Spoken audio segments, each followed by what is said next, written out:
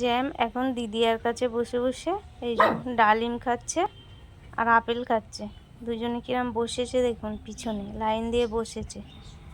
তো চলুন আমি এখন চুপচাপ আর কি যাই, পাখির খাঁচাটা খুলবো।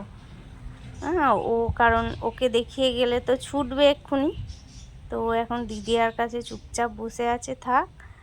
চলুন আমি পাখির এই যে খাঁচাটা খুলি। আগের দিন তো আপনাদের দেখিয়েছিলাম যে একটা আমার পাখির আর কি বাচ্চা হয়েছে। তো চলুন সে এখন কি অবস্থায় আছে আপনাদের সেটাই দেখাবো।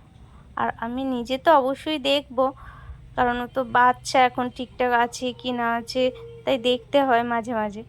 তো সেই জন্য দেখি একটু, আবার একটু ভয় ভয় করেই ঢুকছি, তার কারণ জ্যাম ছুটে এসে এর ভিতরে ঢুকে গেলে সব পাখি আমার উড়িয়ে দেবে। এই দেখুন বসে আছে, ওই দেখুন, দেখতে পাচ্ছেন? এই যে এই যে কি সুন্দর একাই বসে আছে, এত গরম যার জন্য একটাই হয়েছে।